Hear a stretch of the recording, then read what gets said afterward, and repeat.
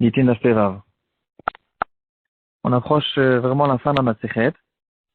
Aujourd'hui, on va essayer de voir un petit peu les titres des sugyot qu'on a vus dans la Masechet.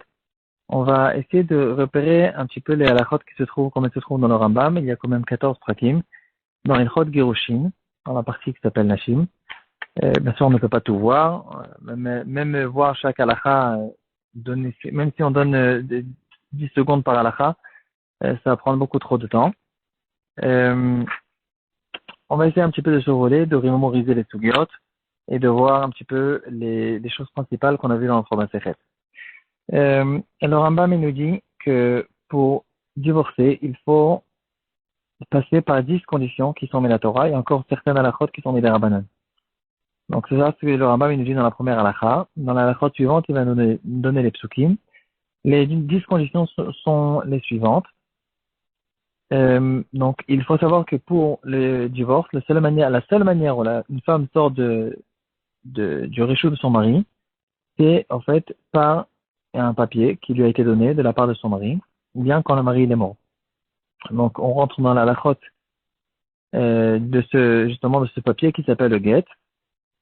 Donc les 10 conditions qu'il faut pour avoir le get, il faut que le mari soit d'accord, qu'il ne soit pas forcé.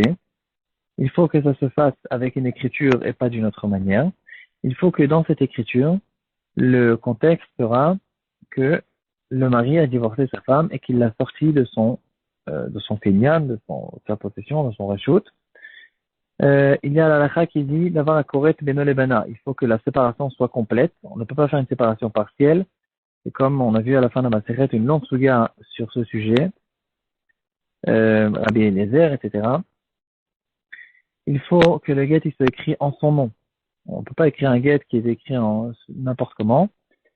Il faut que l'écriture soit le dernier acte qu'on a fait dans le get et pas qu'on a besoin de, par exemple, s'il a été écrit sur une feuille qui est encore rattachée, qu'il faudra la détacher pour la lui donner. Encore une condition, il faut qu'il la lui donne. Ce papier soit donné. Il faut qu'il soit donné devant 2 témoins et qu'il soit donné en tant que divorce. Il faut aussi que c'est le mari qui lui donne ou bien l'envoyé du mari. Les autres halachot qu'il y a dans le get, quand par exemple il y a besoin d'écrire la date et qu'il y a besoin de faire signer des témoins sur le get, ça c'est Medivrei Sofrim parce que la halakha est des Messira Karté, c'est les témoins qui sont présents et qui ont vu que le get est passé du mari à la femme. C'est ça les édimes qui font le divorce, c'est ça qui est la Torah. Et les édimes qu'il y a sur le get lui-même, ils sont midera banan. Donc plus tard dans le Rambam, il nous dit que même nous qui pensons que des Messira Karté, s'il il a fait des témoins sur le get et le get maintenant, les témoins ils sont kshérim, et maintenant le get il ressort sous la main de la femme, même s'il n'y avait pas de témoins qui étaient présents lorsque le mari a donné à sa femme, puisque maintenant on retrouve le get chez la femme alors que le get était censé être chez le mari, cette chose-là elle-même s'appelle que le Beth-Din, ils peuvent eux-mêmes être considérés comme des témoins que le mari a donné le get à la femme. Parce que les témoins, s'ils sont kshérim, ça veut dire clairement que le get était chez le mari au début. Et donc, comment il est passé chez la femme, ça veut dire que le mari, il lui a donné. Après, le Rambam, toute la halakha suivante, il ramène les psukim, des références de toutes ces choses-là. Vers la fin du Perek Aleph, le Rambam il nous donne encore quelques. Bon, ça c'est en fait les titres de cette union de Kirushin. Le Rambam il nous dit qu'il faut que le mari il lui dise lorsqu'il lui a donné le get, ou au moins qu'il dise devant les témoins que ceci est un get, que ce soit bien clair que c'est un get, ou bien qu'il parle du sujet du get, ça suffit aussi. Il faut qu'il y ait une action, que le get passe de la main du mari à la main de la femme ou de son envoyé, comme on a dit. Il faut qu'il fasse une action. Il ne peut pas jeter le get par terre et que la femme prenne son guet, il faut que le guet vienne chez la femme avec une action que le mari a fait en donnant le guet à la femme. Euh, le Ramam il continue dans la Tetzaïn, Nudzaïn, c'est des halakhot qui concernent la signature de témoins. Ils vont écrire, comment ils vont écrire, etc. Euh, il faut lire le guet avant qu'il soit donné. Ça, c'est dans la Chayotet. Dans la Chakaf, le Rambam il nous dit qu'est-ce qu'il en est dans un cas où on ne l'a pas lu. Elle a jeté tout de suite le guet dans le feu. Qu'est-ce qu'on fait avec ce guet et est-ce qu'on peut être sûr que c'était un guet qui a été donné? Il y a encore d'autres halakhot qui ressemblent. Le Rambam il continue que il rentre dans le takana des Chachamim qu'il faut qu'il y ait des témoins qui ont signé sur le guet. Et ils disent que les Chachamim ont instauré cette chose-là euh, pour certaines raisons. Les Chachamim ont instauré aussi d'écrire la date sur le guet, comme dans les autres shtarot, pour une raison de Gita Kodem Lebna. Ou bien plutôt, de peur qu'il aura pitié de sa proche s'il était marié avec sa nièce. Il aura pitié d'elle dans un cas de znout, et donc, à cause de ça, on a besoin d'écrire la date dans le guet. Encore d'autres halachot, il faut écrire l'endroit. Donc, toutes ces choses-là, c'est Midera Banane, la date, l'endroit et les témoins. Qu'est-ce qu'il en est s'il ne l'a pas écrit? Il faut écrire la date en fonction du royaume dans lequel il se trouve. Qu'est-ce qu'il en est ensuite avec celui qui a écrit un guet et qui ne l'a pas donné tout de suite? Et puis maintenant, on passe à Perekdet. Le Rambam nous dit, le Rambam il rentre dans toutes les halakhot qu'on a vues longuement dans la Gemara. Qu'est-ce qu'il en est à quelqu'un qui dit à deux témoins, écrivez un guet à ma femme? Est-ce que dans ce langage, il y a écrivez et donnez, ou bien que écrivez? La halakha est la suivante. Quelqu'un qui dit écrivez, s'il est en bonne santé et qu'il n'est pas en vue, il n'est pas en train de mourir, dans ce cas-là, c'est que écrivez et donnez-moi le guet. Après, je le donnerai quand je déciderai. S'il est en train de mourir pour une raison ou une autre, dans ce cas-là, ça veut dire, comme il est un peu embrouillé, il est embrouillé, mais on comprend qu'en fait, il est intéressé tout de suite de donner le guet pour sauver sa femme d'un problème de hiboum. Dans ce cas-là, ils vont aussi donc il y a le mari qui dit au chauffeur d'écrire et au témoin de signer, et les deux sortes de shlichut.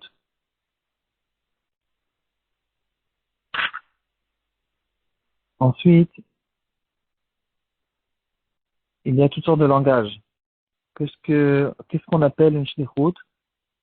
Dans toutes sortes de langages, il dit azavoa, itiroi, hanichwa, ou ilwa, toutes sortes de langages, et dans chaque langage, il faut essayer de déterminer ce terme. Est-ce que c'est un terme de shlichut de Gerushin, ou bien il est en train de dire d'autres choses qui ne veulent pas dire forcément de Gerushin?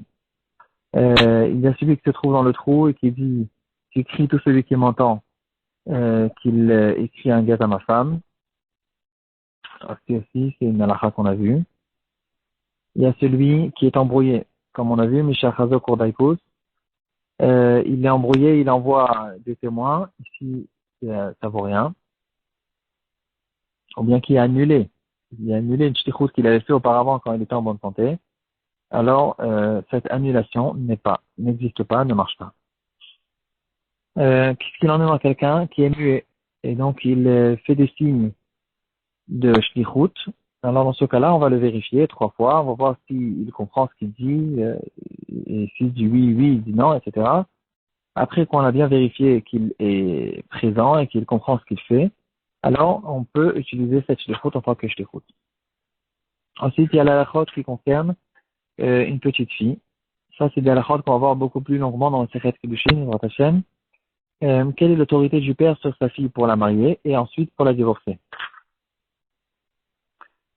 Ensuite, Perek Bet al-Hakaf, c'est un Rambam qui est extrêmement connu. C'est quelqu'un que le Beit Din a, dans certains cas, il y a le Beit Din qui force le mari à divorcer sa femme et on va le frapper jusqu'à qu'il dise je suis d'accord de la divorcer. Et là, la question qui se pose tout de suite, on comprend pas. Si on a besoin de le frapper, alors qu'est-ce que ça veut, si on a besoin de son accord, on a vu que on est obligé que le mari soit d'accord. Alors, en fait, c'est bizarre parce que quand on le frappe et qu'il dit je suis d'accord, c'est un peu contradictoire. Il n'est pas pour de vrai d'accord, il a envie d'arrêter de recevoir des coups. Et donc, on voit qu'on a besoin qu'il dise qu'il est d'accord, mais on sait tous qu'il n'est pas d'accord. Et là, la Rama pose la question, en quoi ça s'appelle qu'il est d'accord? Et le Rama me dit que, en fait, puisque la halakha dit que ce mari va divorcer cette femme, et donc, lui, n'importe quel juif, en fait, dans le fin fond de sa conscience, il a envie, il a une envie de faire ce que la Torah lui demande de faire, mais il a des couches de Yitzhara qui le recourent et qui le dérangent et qu'au contraire, et maintenant, sa contrainte, c'est pas une contrainte de donner le guet, c'est une contrainte de ne pas donner le guet, parce qu'il est contraint par son Yitzhara, que son Yitzhara le force à ne pas donner le guet, et donc maintenant, quand on lui donne des coups, en fait, avec ces coups-là, on est en train juste de découvrir les couches de Yitzhara qui le dérangent à arriver à sa vraie volonté, qui est de faire ce que la Torah lui demande. On va lire les mots à l'intérieur parce que c'est un très beau Rambam. ולמה לא בטל גט זה שהרי הוא אנוס בין ביד גויים בין ביד ישראל. Pourtant il est contraint donc il n'a pas envie. שאין אומרים אנוס אלא למי שננחת ונדחק לעשות דבר שאינו מחויב מן התורה לעשותו. Quand est-ce qu'on dit que quelqu'un il a une contrainte et qu'il n'a pas pour de vrai envie? C'est quelque chose que la Torah ne lui demande pas de le faire. Par exemple, on lui dit de vendre ou d'acheter ou de donner, etc. אבל מי שתקפו יצרו הרע לבטל מצווה או לעשות עבירה, si par contre son יצר הרע l'a forcé à annuler une mitzvah ou à faire une avéra, et que maintenant il a été frappé, והוכה עד שעשה דבר שחייב לעשותו, et maintenant il a été frappé pour faire quelque chose qu'il a besoin de faire, או עד שנתרחק מדבר שאסור לעשותו, אין זה אנוס ממנו, אלא הוא אנס עצמו בדעה רעה. C'est pas qu'il a une contrainte de le faire, c'est au contraire, avant il a eu une contrainte par son יצר הרע de ne pas le faire, לפיכך, זה שאינו רוצה לגרש, מאחר שהוא רוצה להיות מישראל, puisqu'il a envie de faire partie du clan d'Israël, רוצה הוא לעשות את כל המצוות, ולהתרחק מן העבירות, il a envie de faire les mitzvot, de ne pas faire d'עבירות, ויתרו הוא שתקפו, וכיוון שהוא הוכה, עד שתשש יתרו, et puisque maintenant il a été frappé jusqu'à que son יצר הרע a été raffaibli, ואומר רוצה אני, et que maintenant il dit qu'il a envie, כבר גירש מרצונו, sa vraie envie a été révélée, et c'est vrai qu'il a envie, et c'est ça ce qu'il a pour de vrai envie de faire, et donc ça marche. On continue un petit peu. Le troisième pérec du Rambam parle des halachot de l'Ishma. On a bien appris longuement, dans beaucoup de sugyot, sous beaucoup de formes, que le get doit être écrit depuis le début sur le nom de ce mari et sur le nom de cette femme. Même s'il a deux femmes, il faut que ça soit sur cette femme, etc. Il y a l'halakha de get yashan, c'est celui qui s'est renfermé avec sa femme après que le get a été écrit. Il est pas seul Midera Banan. C'est pas que le get il est pas seul, c'est que les là on ne va pas l'utiliser, mais s'il l'a utilisé, elle pourra après se remarier avec ça, à cause de cette xéra de Gita Kodem Lubna. Ensuite, il y a toutes sortes de cas de quelqu'un qui écrit un get et qui ne veut pas l'utiliser tout de suite, il veut l'utiliser plus tard, ou bien il ne s'est même pas encore marié avec cette femme, il écrit le get pour qu'il soit prêt après qu'il se marie avec elle, que ça c'est pas bien. Si par contre il est dit à Meuras, là c'est kasher, dans ce cas-là.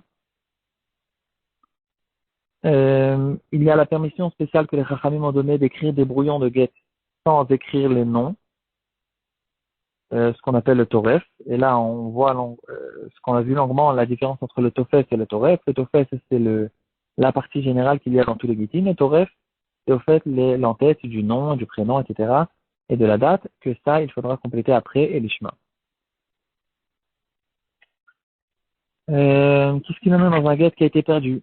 Si on le reconnaît, on ne le reconnaît pas, il y a des simanim, il y a des edim. Encore une sugia.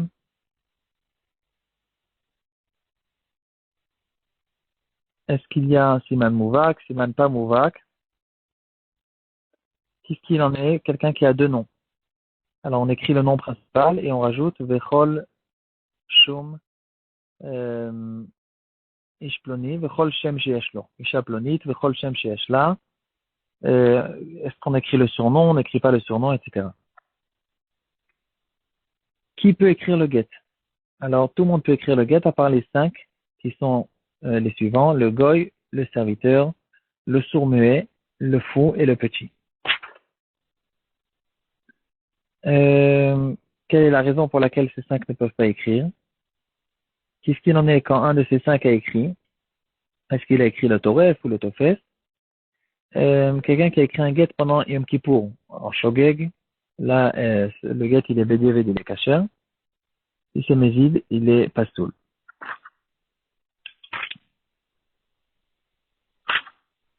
Euh, bon, on est déjà arrivé au quatrième pérec, de Hashem, on va continuer la prochaine.